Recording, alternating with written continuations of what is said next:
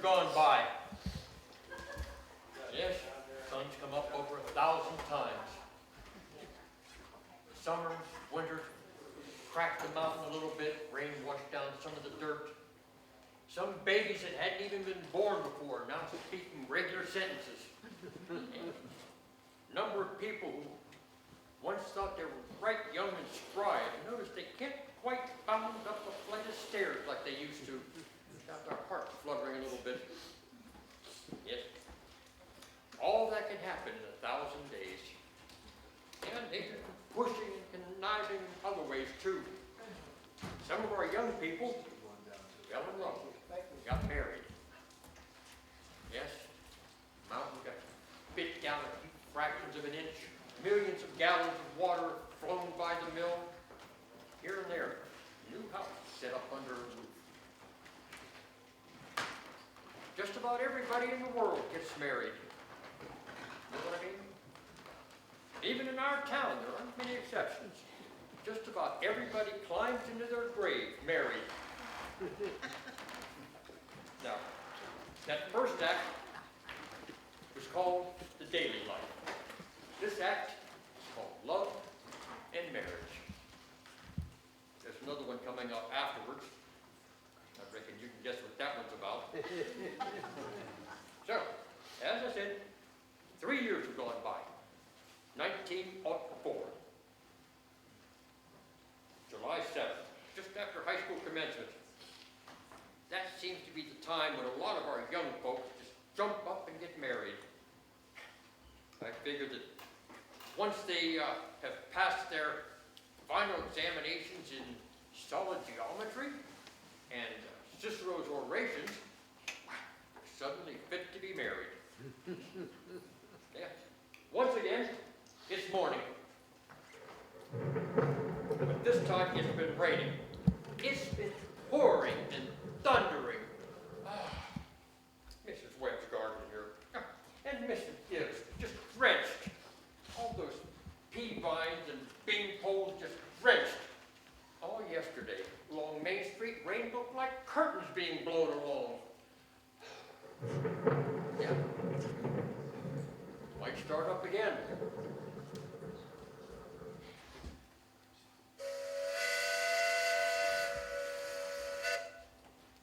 Yep. 5:45 to Boston. And there's Mrs. Webb, Mrs. Gibbs, coming down to fix breakfast, just as if it were an ordinary day. Now,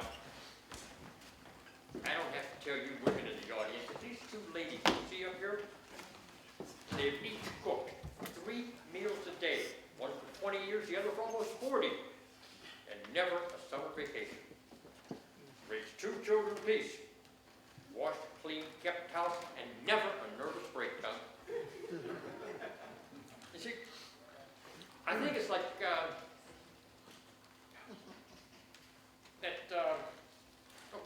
Middle Western poet said, you gotta love life to have life. You gotta have life to love life. That's what they call a vicious circle. Get out, Betsy. There's Howie Newsom delivering the milk again. And there's Cy Crowell delivering the papers like his brother Joe before him. Morning, Howie. Morning, Si. Anything in the papers I ought to know? Nothing much, except we're losing about the best baseball pitcher Grover's Corners ever had, George Gibbs. Reckon he is. He's been hitting on bases, too. Yep, mighty fine ball player. Oh, Betsy, I think I could stop and talk if I have a mind to. I don't see how he could give up a thing like that just to get married. Would you, Howie? Can't tell, Si. Never had no talent that way. Morning. Good morning. Good morning. You're up early, Bill. Yeah, seeing if there's anything I can do to prevent a flood. River's been rising all night. Well, Si Crowell's all worked up here about George Gibbs retiring from baseball. Yes, sir. That's the way it goes. Back in '84, we had a player that even George Gibbs couldn't even touch. Name of Hank Todd. Went down to Maine and become a pastor. Wonderful ball player. How's that weather look to you? Oh, take that. I think it'll clear up for good.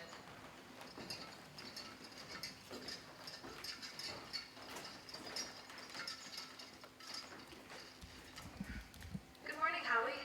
Do you think it's going to rain again? Well, rain's so heavy, I think it will clear up.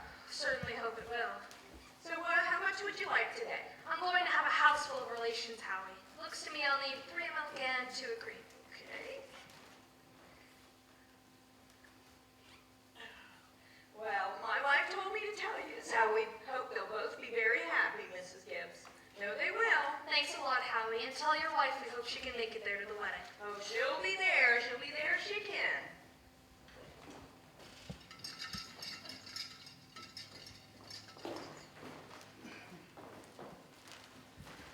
Morning, Mrs. Webb. Good morning, Mr. Newsom.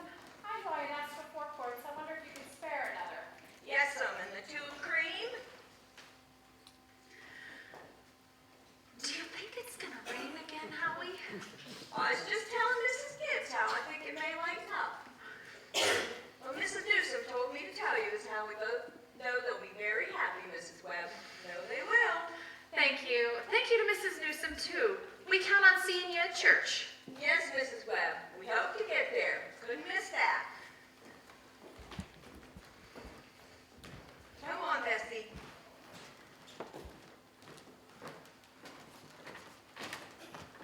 Well, Ma, today's the day. You're losing one of your chicks. Now, don't you start that, Frank Gibbs. I feel like crying every minute. Sit down and drink your coffee. The groom's up shaving himself. Only trouble is there ain't an awful lot to shave. Whistling and singing like he's happy to leave us. Every now and then, I hear him say, I do. I do. I do. Into the mirror, but it doesn't sound convincing to me. I declare, Frank, I don't know how he'll get along. I've arranged his clothes and seen to it that he's put on warm things. Frank, they're too young. Emily won't think of such things. He'll catch his death of a cold within the week.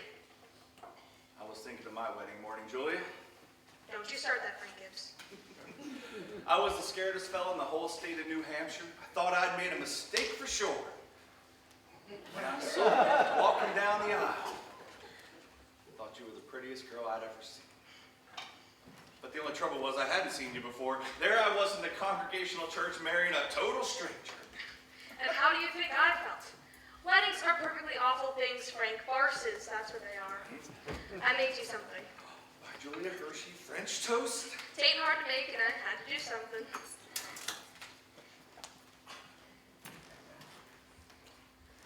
How'd you sleep? Well, I heard a lot of the hours struck off. Yeah. You know, I get scared when I think of George setting off to be a family man, that great gangling thing. You know, there's nothing in the world so terrifying as a son. The relationship between father and son is the darndest, awkwardest... Well, mother and daughter's no picnic, let me tell you. I suppose they have their troubles too, but we don't need to know about that. Everyone has a right to their own troubles. Yes. People are meant to go through life 2 by 2. It ain't natural to be lonesome. You know what I was most scared of when I married you? I'll go along with you. I was afraid we wouldn't have more than enough conversation where to last us a few weeks. And we would sit here and eat our meals in silence. Now that's a fact. Well, we've been married now 20 years and haven't noticed any barren spells. Well, good weather, bad weather, ain't very choice. I always found something to say. You hear Rebecca stirring around upstairs at all this morning? No. Only day of the year she has been trying to run everyone's business up there. You know, she's hiding in a room and I got the impression that she's been crying. Oh, for Lord's sakes, this has got to stop. Rebecca, come down here and get your breakfast. Good morning, everybody. Only 5 more hours to live. George Gibbs, where are you going? I'm just stepping across the grass to see my girl. Oh, now, George, it's raining torrents. You put on your overshoes. You don't leave this house unless you're prepared for it. Oh, it's just a step. George, you will catch your death of a cold and cough throughout the service. George, listen to your mother. From tomorrow on, you can kill yourself in all weathers, but while you live in my house, you'll live wisely, thank you. And maybe Miss Webb, as it used to call us, at 7 in the morning. Take a cup of coffee first. I'll be just a minute.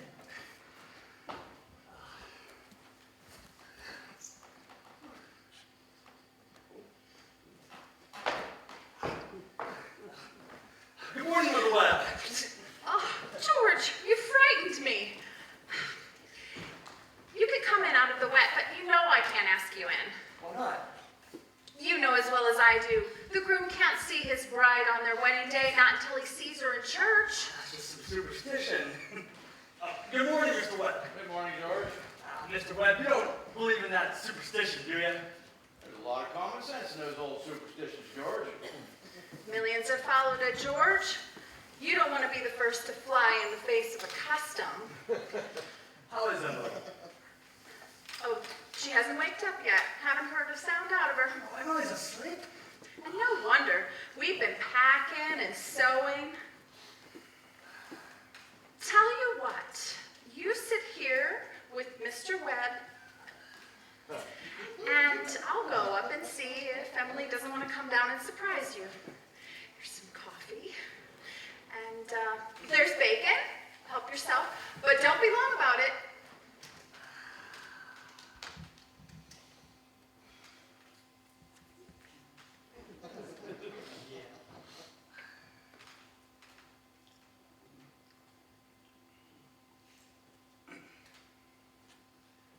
Well, George, how are you?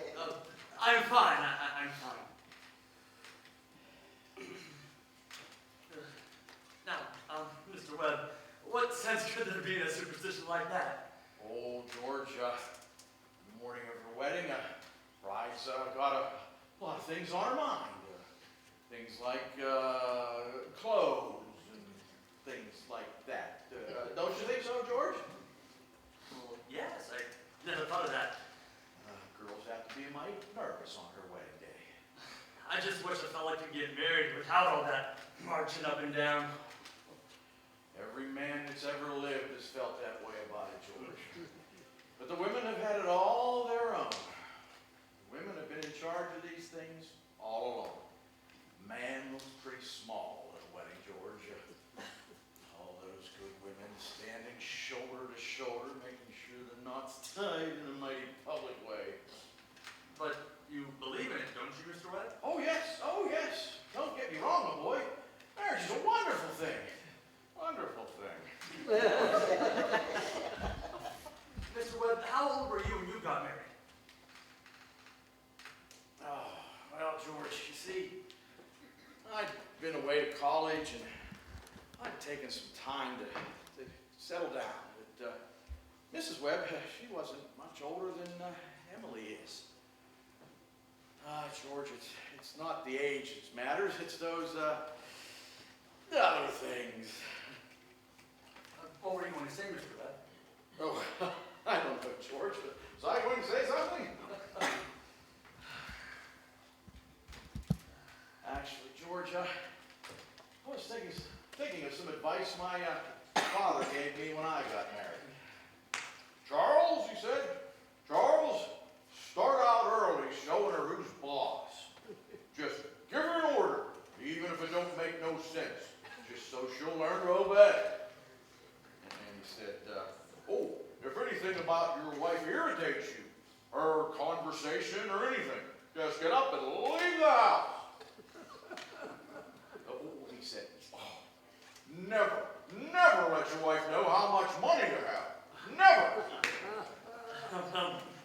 Mr. Webb, I don't think that I can do so. So, I took the opposite of my father's advice, and I've been happy ever since. Let that be a lesson to you, George. Never ask for advice on personal matters.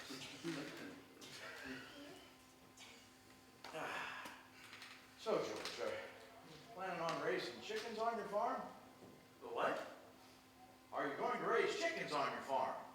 Uncle Lou's never been much interested, but I thought that. A book came into my office the other day on the philo system of raising chickens. Like you to read it. I'm thinking about starting out in the backyard in a small way, and then setting up an incubator down in the cellar for swines. Are you talking about that old incubator again?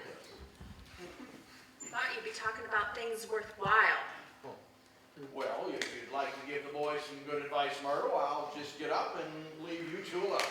George, Emily has to come down and have her breakfast. She sends her love, but she doesn't want to lay eyes on you. Goodbye. Goodbye.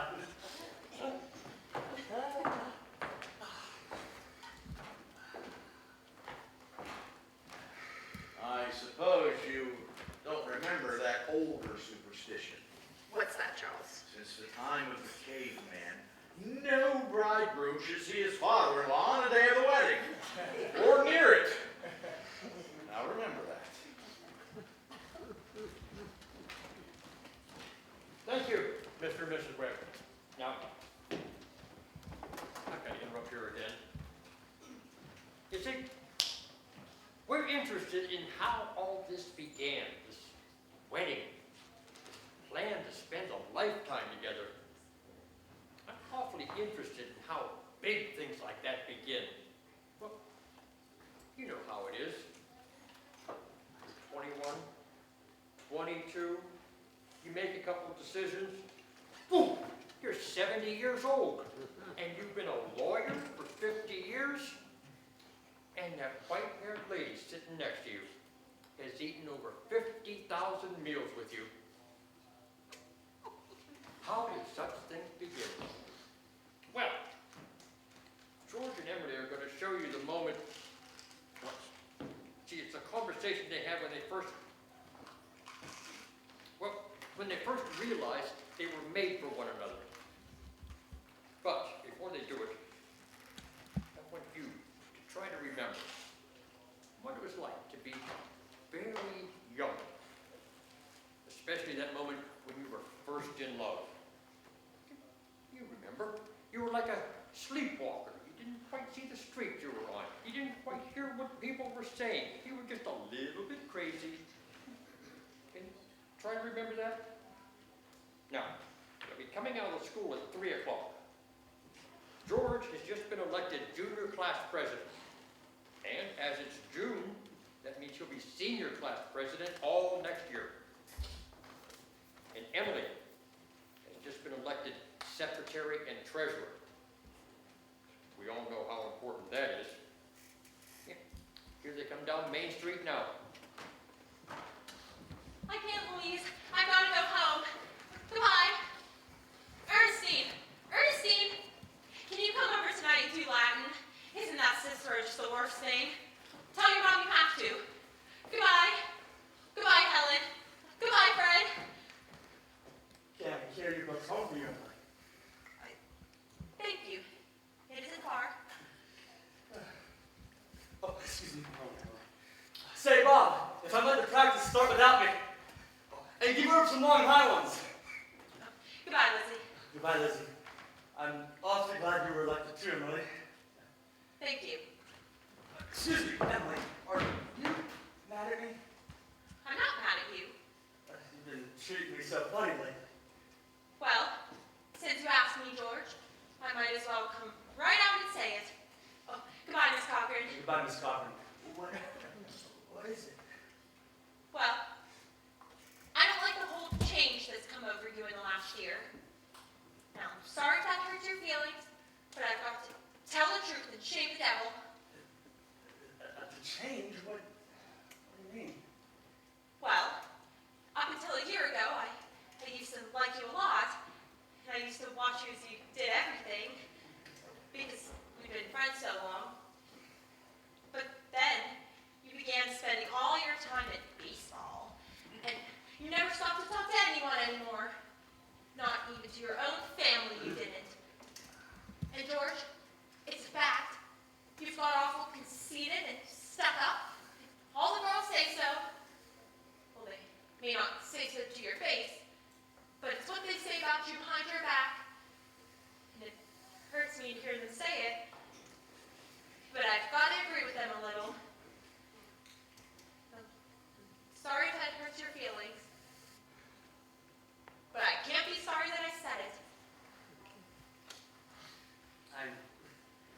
glad you said it, though, Emily. I didn't know that such a thing was happening to me. I guess it's hard for a fellow not to have faults creep into his character.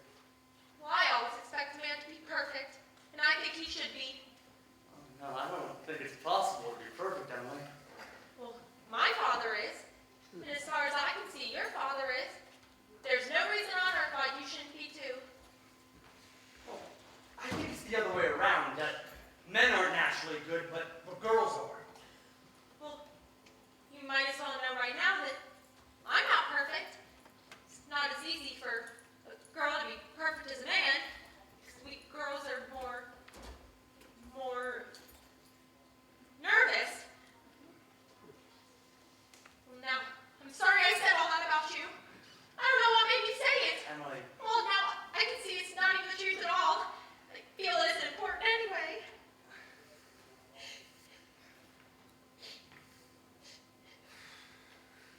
Emily, would you like to get an ice cream soda or something before you go home? Thank you. I would.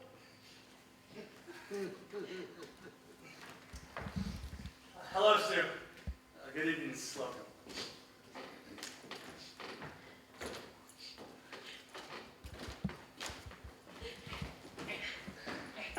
Hello, George.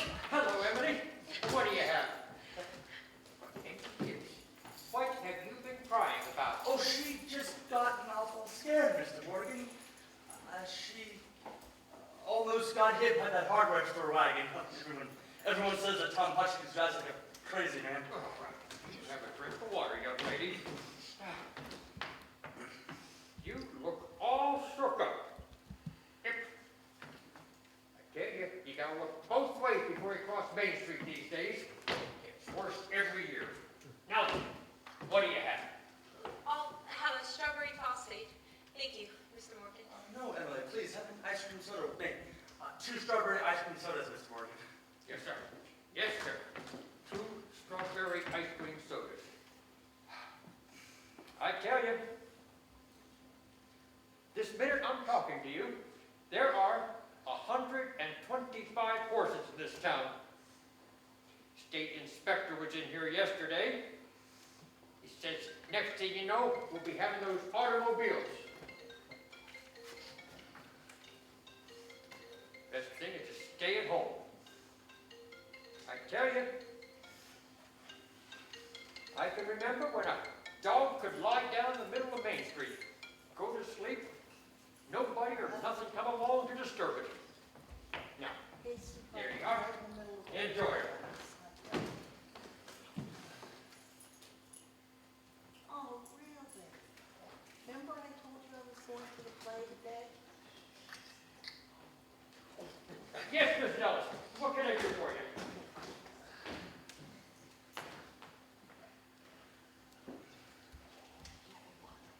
They're so expensive. No, Emily, don't you think of that. We're celebrating our election. And then you know what else I'm celebrating? No. I'm celebrating that I have a friend who tells me all the things that ought to be told me. Oh, George, please don't think of that. I don't know why I said it. It's not No, true. Emily, you stick to it. I'm glad you spoke to me like you did. But you'll see. I'm going to change so fast. You bet I'm going to change. And, Emily, I'd like to ask you a favor. What? Emily, if I go away to State Agriculture College next year, will you write me a letter once in a while? I certainly will. I certainly will, George.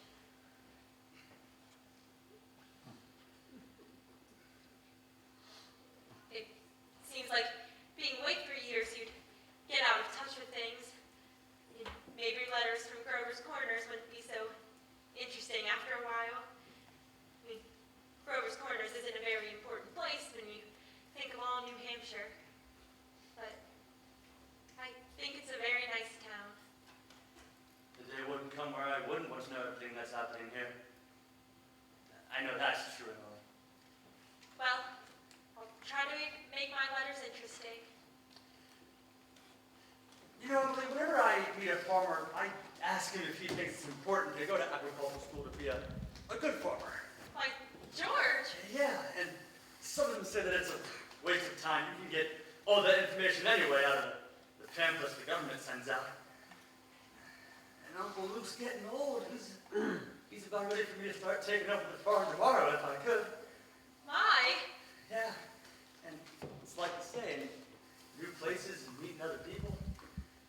Gosh, if anything like that can happen, I don't want to go away. I guess new people aren't any better than old ones. I'll bet they almost never are.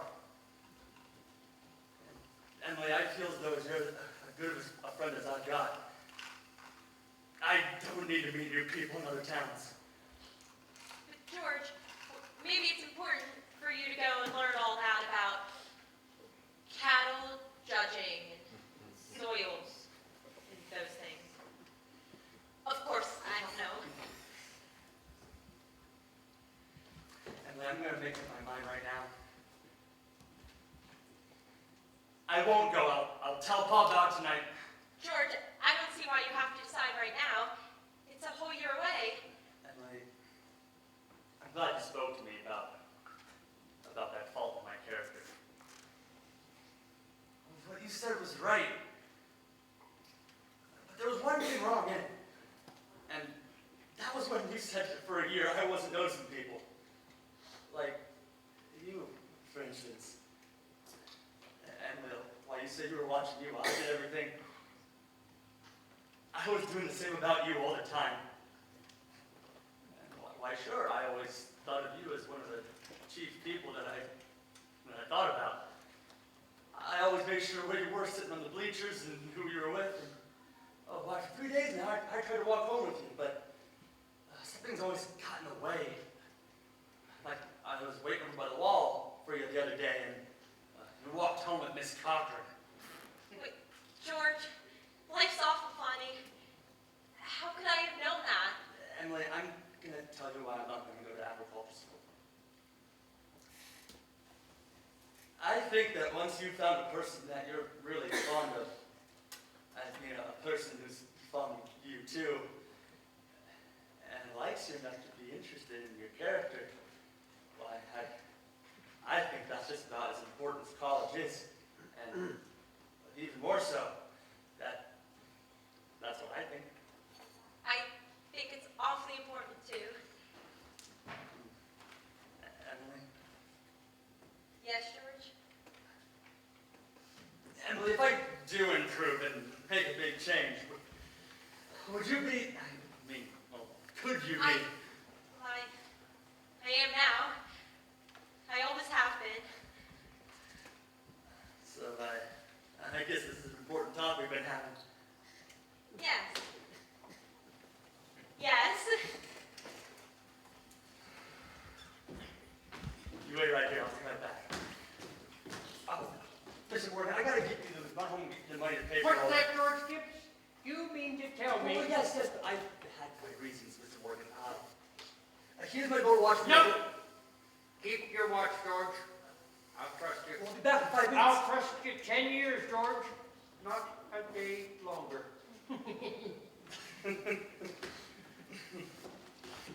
Got all your shock, Emily? Oh, yes. Thank you, Mr. Morgan. It was nothing. I'm ready.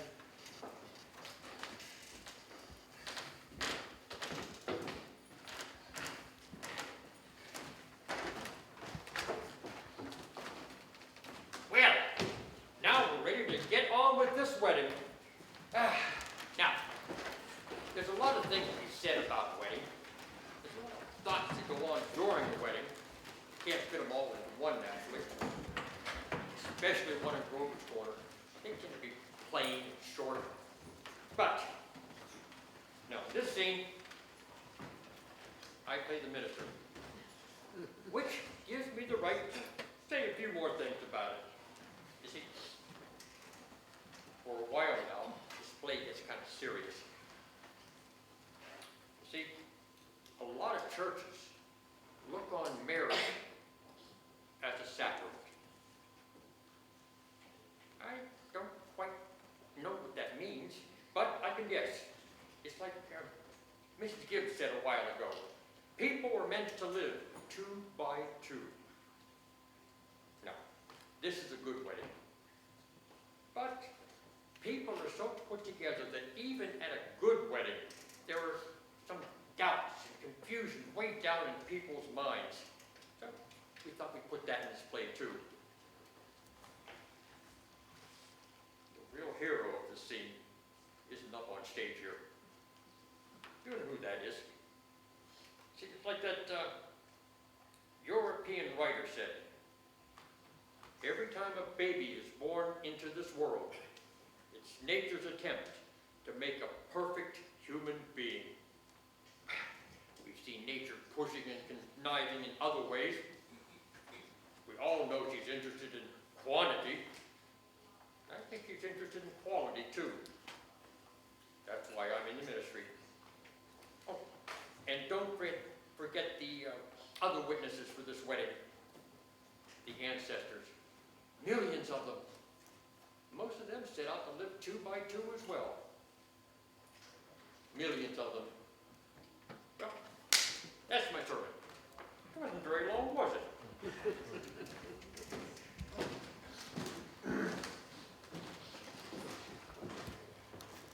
I don't know why I should be crying. I guess there's nothing to cry about. He came over me at breakfast this morning. There was Emily, eating her breakfast as she has for 70 years. Now she's gonna go eat it in someone else's house. I guess that's it. And she suddenly said, I can't eat another mouthful. She put her head down on the table and she cried. I just have to say it. It is just cruel the way we send our girls into marriage this way. I do hope a few of her friends have told her a few things. It's cruel, I know, but I couldn't bring myself to say anything. I went into it blind as a bat myself. The whole world is wrong. That's what's the matter. Oh, here they come.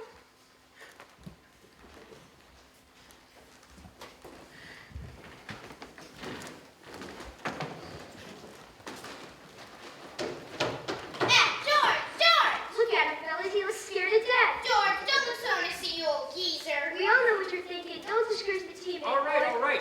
Enough of that. Used to be a lot of that going on in weddings in the old days, roads and such.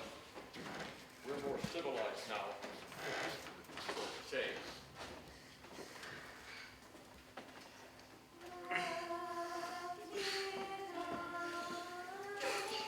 George, what's the matter? Mom, I don't want to grow old. Why is everybody pushing me so? George, you wanted this. No, Mom, listen to me. No, George. You're a man now. No, Mom, the last time. Listen, all I want to do is be a fella. Oh, now, George, stop it. Why, if anyone should hear you now, stop. I'm ashamed of you.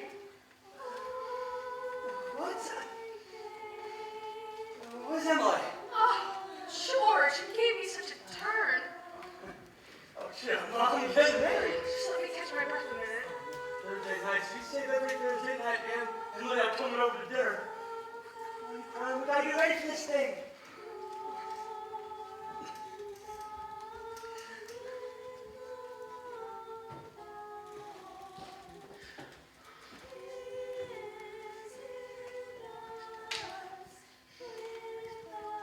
I've never felt so alone in my whole life. And George over there, looking so... Well, I hate him. I wish I were dead. Papa! Papa! Oh, yeah, see, now don't be upset.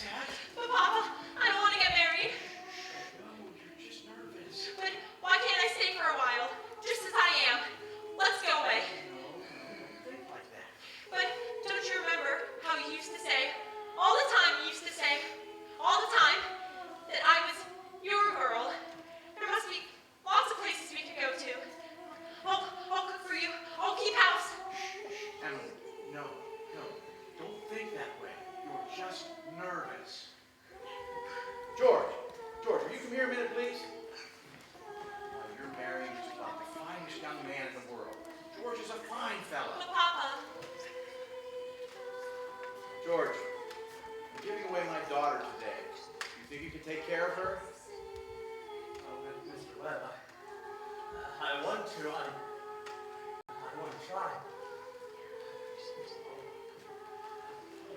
I'm going to do my best. I love you, Emily. I need you. Well, if you love me, help me. All I want is for someone to love me. I will, Emily. I'll try. And I mean forever. Do you hear? Forever and ever. Come now. Everyone's waiting. Everything's going to be all right. Come, quick.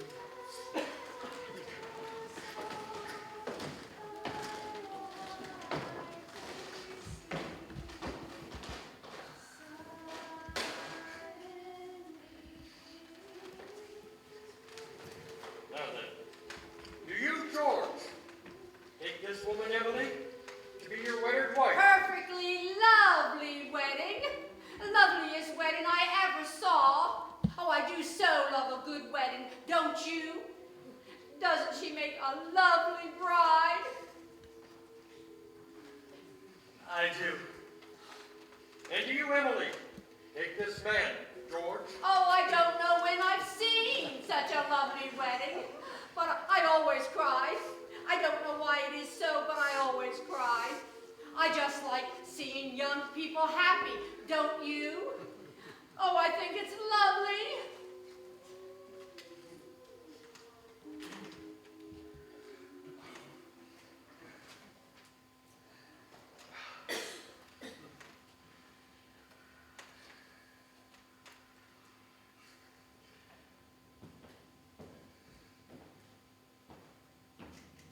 I've married over 200 couples in my time. Do I believe in it? I don't know. M marries N, millions of them. The cottage, the go-kart, Sunday drives in the Ford, first rheumatism, grandchildren, second rheumatism, deathbed, reading the will. 1 in 1,000 is interesting. Well, let's have Mendelssohn's Wedding March. Oh, don't they make such a lovely couple? Oh, I don't know when I've been to such a nice wedding. I'm sure they'll be happy. I always say happiness, that's the great thing. It's important to be happy. That's the second act, folks. Short intermission now.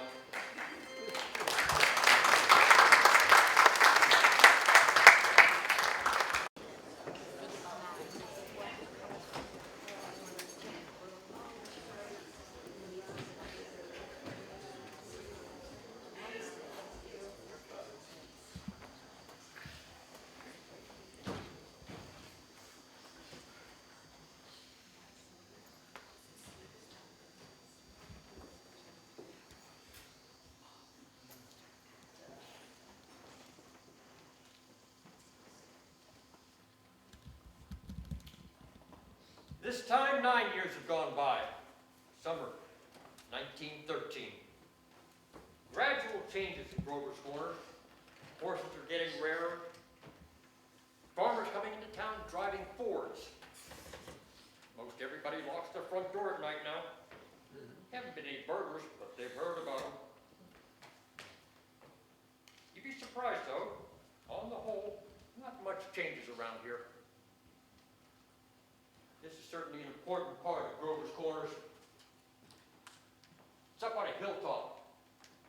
Windy hilltop. Lots of sky. Lots of clouds. And often lots of sun, moon, and stars.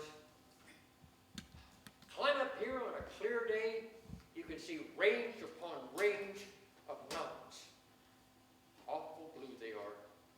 Up by Lake Sunapee and Lake Winnipesaukee.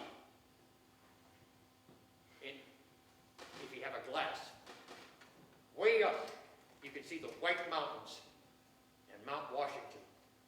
That's where Conway and North Conway is. And our favorite mountain, Mount Monadnock, and the towns that lie around it. Jaffrey, East Jaffrey, Peterborough, Dublin. Way down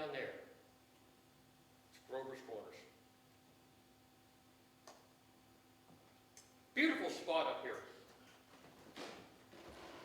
Mountain laurel, lilacs. For the life of me, I cannot figure out why people would want to be buried in places like Woodlawn or Brooklyn when they can spend the same amount of time up here in New Hampshire. Old Stone's over here. Strong-minded people come a long way to be independent. 1670, 1680. Summers, people stroll through here laughing. Some of the funny things written on the tombstones. Doesn't do any harm. Genealogists come up from Boston, paid by city folks to look up their ancestors, make sure their daughters of the American Revolution were of the Mayflower. Doesn't do any harm either. Wherever you come in contact with the human race, there's just layer upon layer of nonsense. Some Civil War veterans there, killed by the iron flags on the grave. Good New Hampshire boys. Had a notion that the Union ought to be kept together. Although they never saw more than 50 miles of it themselves, all they knew was the name, friends. The United States of America. The United States of America. And they fought and died for it. This is our new section. Y'all remember Miss Gibbs and Mr. Stinson, the choir conductor at the Congregational Church, and Mrs. Soames, who so enjoyed that wedding. Remember? A lot of others, too. Editor Webb's boy, Wallace. His appendix burst on a Boy Scout trip up to Crawford Notch. Yep. Awful lot of sorrow just quieting down up here. People just wild with grief just bring their relatives up to this hill, and then, well, you know how it is. Time, sunny days, rainy days, snow. Well, we're just happy they're in a beautiful place like this, and we know we'll be coming up that hill ourselves when our fit is done. Now, there are some things that we all know, but we don't take them out and look at them very often. We all know that something is eternal. And it's not houses, it's not names, it's not land, it's not even the stars. We all know that something is eternal. And that something has to do with human beings.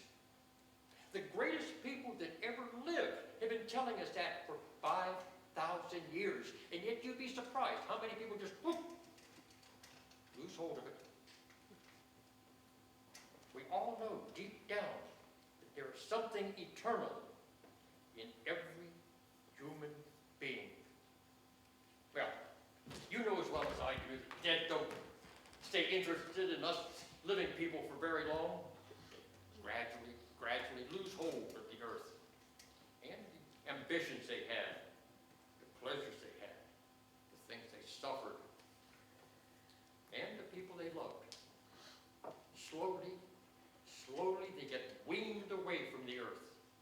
That's how I put it, weaned away. And they stay here while that earth part of them just burns out, slowly burns away. And all that time, they gradually get indifferent to what's going on in those corners. They're waiting. They're waiting for something they feel is coming, something important and great. Aren't they waiting for that eternal part of themselves to just come out clear? Well, some of the things they're going to say might upset you, but that's the way it is. Mother and daughter, husband and wife, enemy and enemy, money miser, all those terribly important things just grow pale up here. And what is left when the memory is gone? And your identity, Mrs. Smith. Now, there's some living people, as Joe Stoddard, our undertaker supervising a new made grave.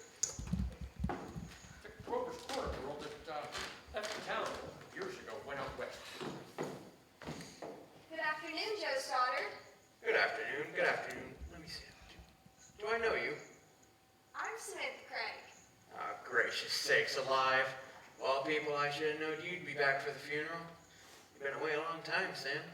Yes, I've been away over 12 years. I'm in business out in Buffalo now, Joe, but I was in the East when I heard the news of my cousin's death and thought I could buy things a little and come and see the old home. You look well. Yes, can't complain. Very sad, our journey today. Yes. Yes. I always say I hate to supervise when a young person is taken. They'll be here in a few minutes now. I had to come in early today. My son's supervising down at the home.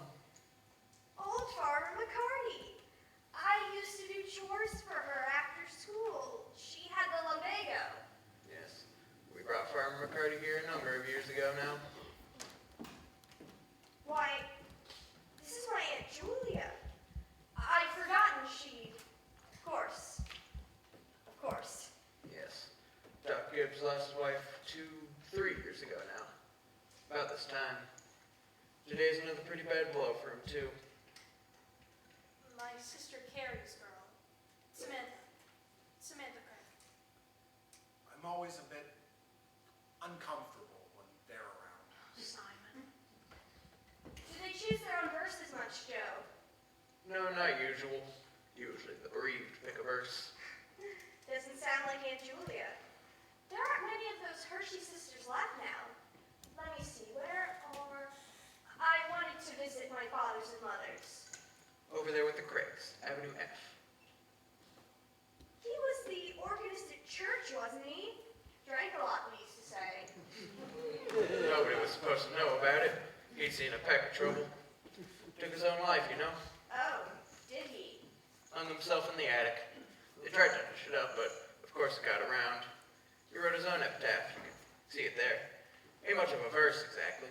But it's just some notes of music. What is it? Oh, I wouldn't know. It was wrote up in the Boston papers at the time. Joe, what did she die of? Who? My cousin. Oh, you didn't know. Had some trouble bringing a baby into the world. Towards the second, though, there's the little boy, about 4 years old. And the grave's going to be right here? Yes. There ain't much room here among the Gibbses, so they're opening up a whole new Gibbs section down in Avenue B. Oh, excuse me now, I can see that coming.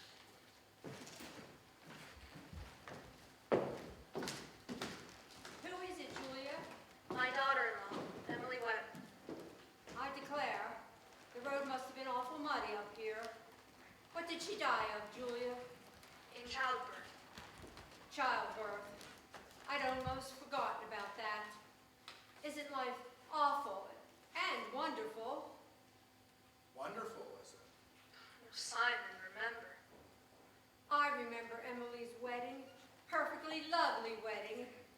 I remember she read the class poem at graduation exercises. Emily was one of the brightest girls ever to graduate high school. I heard Principal Wilkins say so time after time. I visited them at their new farm right before I died. Perfectly beautiful farm.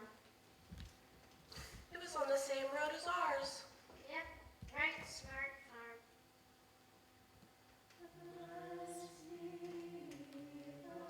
I've always liked that hymn. I was hoping they'd sing a hymn.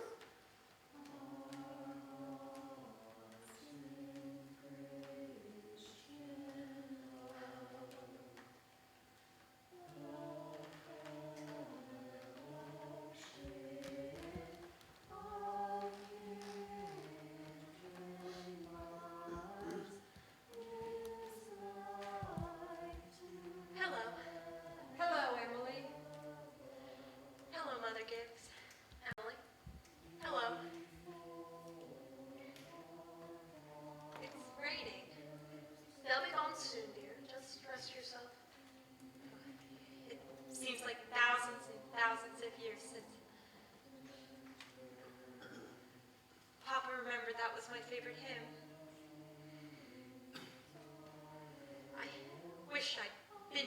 the time. I don't like being new here. How do you do, Mr. Stimson? How do you do, Emily? Mother Gibbs. George and I have made that farm into just about the best place you ever saw. We thought of you all the time.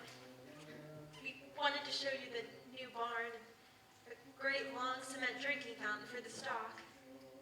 We bought that out of the money you left us. I did? Don't you remember, Mother Gibbs? The legacy you left us? Why, it was over $350. Yes. Yes, Emily. Well, there's a patent device on the drinking fountain so that it never overflows and it never sinks below a certain mark they have there. It's fine. It won't be the same to George without me. But it's a lovely farm.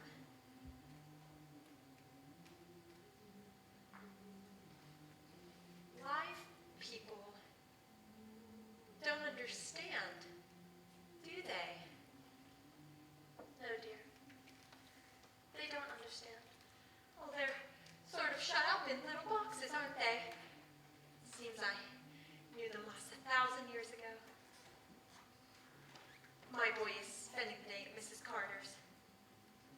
Mrs. Carter, my little boy is spending the day at your house. Is he? Yes, he loves it there. Mother Gibbs, we have a Ford too. Never gives any trouble. I don't drive though. Mother Gibbs, when does this feeling go away? Being one of them. How long does it? Shh, dear, just rest yourself and be patient. I know. Oh, look. They're finished. They're going.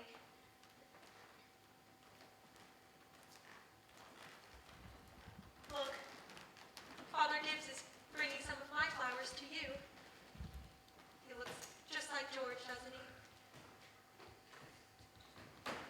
Well, Mother Gibbs, I never realized before how troubled and how in the dark live persons are. Look at him. I loved him so. From morning till night. That's all they are. Troubled. A little cooler than it was. The rain cooled it off some. Those northeast winds always do the same thing. If it isn't rain, it's a 3-day blow. But, Mother Gibbs, one can go back. One can go back there into living. Well, I feel it. I know it. Why, just then for a moment I was thinking about the farm, and for a minute I was there, and my baby was on my lap as plain as day. Yes, of course you can. I can go back there and live all those days over again. Why not? All I can say is, Emily, don't. But I won't live over a sad day. I'll choose a happy one. I'll choose the day that I first knew I loved George.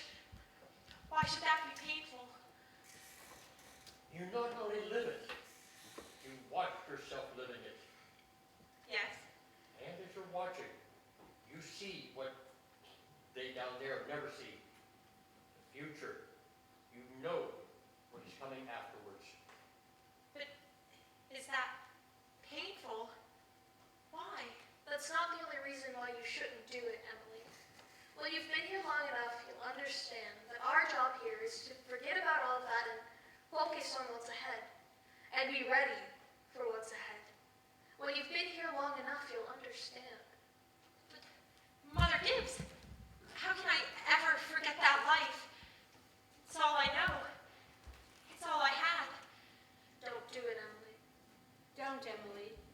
It's not what you think it to be. It isn't wise, it really isn't. But it's a thing I must know for myself. I'll choose a happy day anyway. No. At least choose an unimportant day. The least important day of your life. It'll be important enough. Well, then it can't be since I was married or since the baby was born. I can choose a birthday at least, can't I? I choose my 12th birthday. All right. February 11th, 1899. A Tuesday. Any particular time of day? Oh, I want the whole day. All right. We'll begin at dawn. Now, it had been snowing for the past 2 days, but it stopped the night before, and they begun clearing the roads, remember? Sun's just coming up. Why, well, there's Main Street. And there's Mr. Morgan's drugstore before he changed it. And there's the livery stable. Yes. It's 1899. 14 years ago. Oh, that's the town I knew as a little girl. Look, there's the white picket fence that used to be around our house. I'd forgotten that. I love it so. Are they inside? Yes. Your mother will be coming down to fix breakfast any minute now. Will she? And remember, your father had been away for a couple days, but he came home on the early morning train. No. Yes. He had gone back to make a speech at his old college in western New York. Clinton. Well, there's Howie Newsom. And there's our policeman. But he's dead. He died. Whoa, Bessie, Bessie. Morning, Bill. Good morning, Howie. You're up early. Been rescuing a fella. Darn near froze to death. Down by Polish town there. Got drunk, lay in a snowdrift. Thought he was in bed when I shook him. Why, there's Joe Crowell. Morning, Mr. Warren. Morning, Kelly. Morning, Joe. Children, Wally, Emily, time to get up for school. Mama, I'm here. How young Mama looks. I didn't know Mama was ever that young.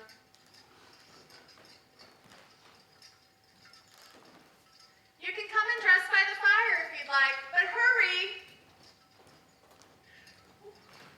Good morning, Mr. Newsom. My, it's cold out here. 10 below by my barn, Mrs. Webb. Think of it. Stay bundled up.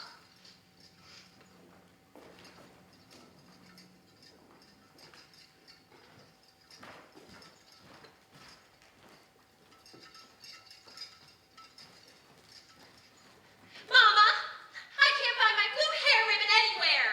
Just open your eyes, dear. I laid it on your dresser special. If there were a snake, it would bite you. Yes, yes.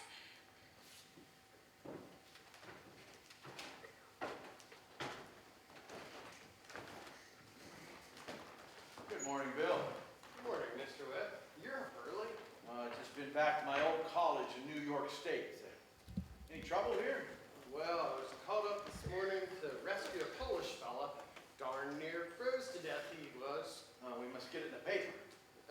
Twasn't much. Papa.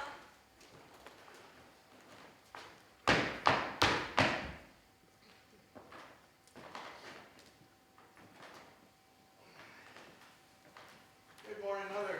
Oh, how'd it go, dear? Oh, fine, I guess. I told him a few things. How's everything been here? Can't think of anything special. Downright cold. Mr. Newsom says it's 10 below down to his barn. Colder than that at Hamilton College. Students' ears are falling off. It ain't Christian. Paper have any mistakes in it? None that I could find.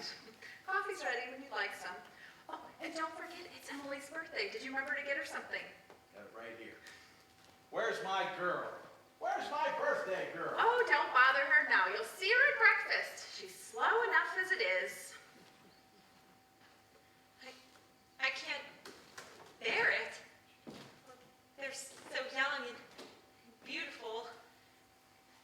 did they ever have to grow old? Mama, I'm here. I love you all. Everything. I can't look at everything hard.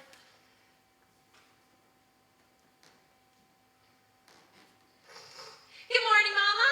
Oh, happy birthday to my girl and many happy returns. There's some surprises for you on the table. Oh, Mama, you shouldn't have. I can't. Breakfast or no breakfast, I want you to eat good and slow. I want you to grow up to be a good, strong girl. Oh, and that in the blue papers from your Aunt Carrie. I reckon you can guess who brought the postcard album. Found it outside when I went to go get the milk this morning. George Gibbs must have come over here early in this cold. Right nice of him. Oh, George, I'd forgotten that. Chew your bacon good and slow. It'll help keep you warm on this cold day. Mama, just look at me 1 minute, as though you really saw me.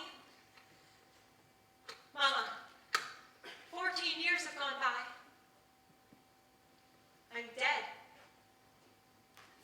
You're a grandmother, Mama. I married George Gibbs, Mama. Wally's dead too. Mama, his appendix burst on a camping trip to North Conway, and we felt just terrible about it, don't you remember? But now, for a moment, we're all here.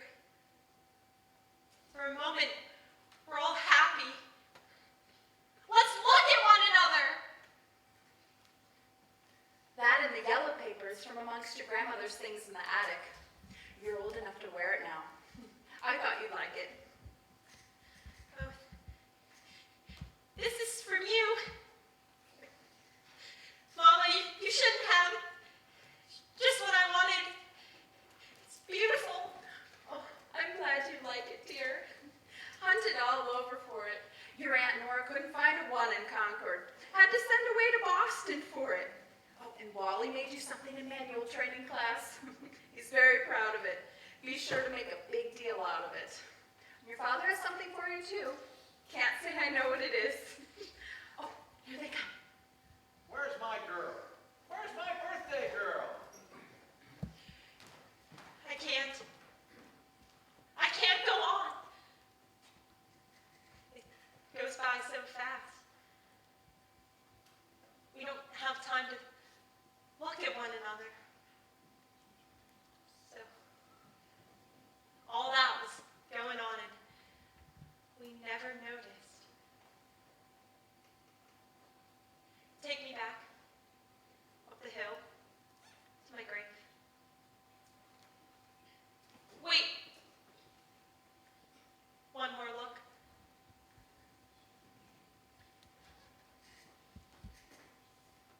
Goodbye.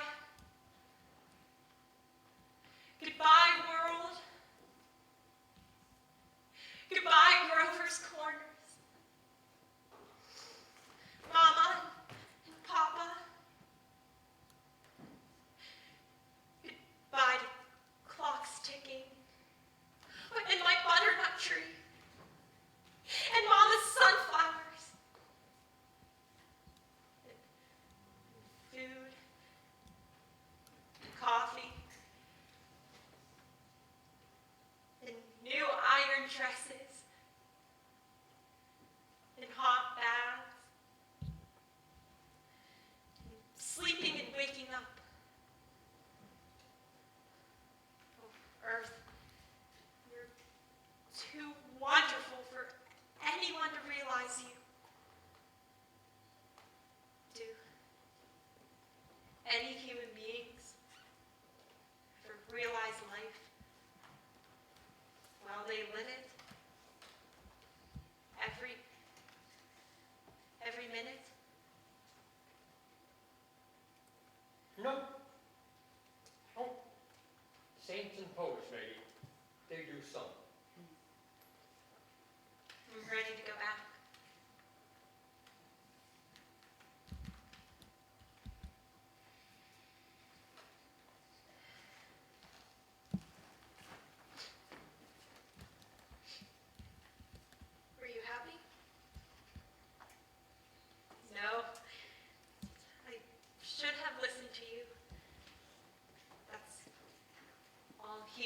meanings are.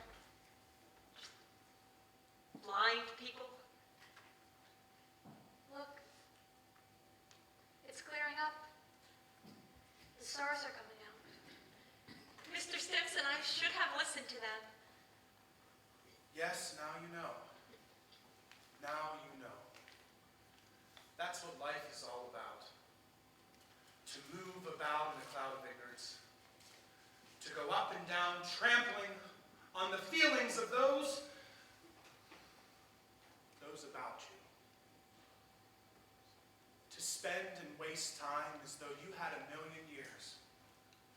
Always at the mercy of one self-centered passion after another. Yes, now you know. That's the happy existence that you wanted to go back to. Ignorance and blindness.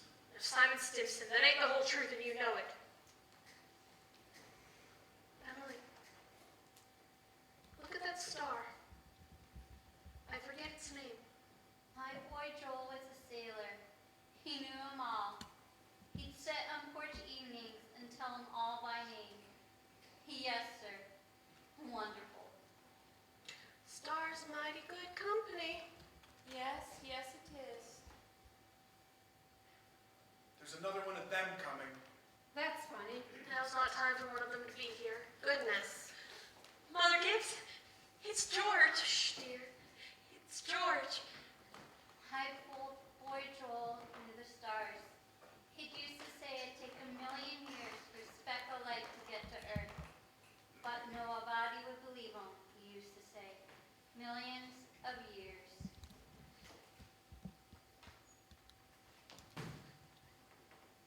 That's no way to behave. Goodness sakes. He ought to be home. Mother Gibbs, they don't understand, do they? No, dear. They don't understand.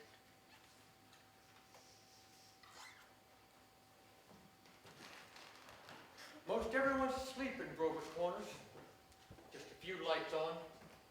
Shorty Hawkins at the depot just watched the last train to Albany go by. The livery stable. A couple people sitting up late and talking.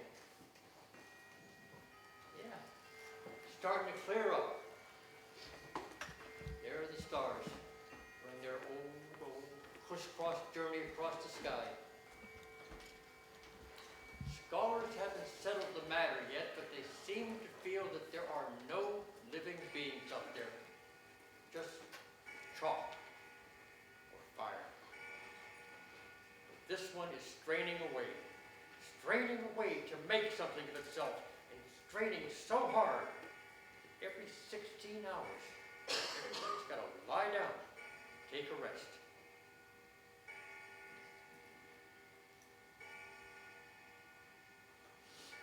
Yeah. 11 o'clock in Grover's Corners. You have a good rest too. Good night.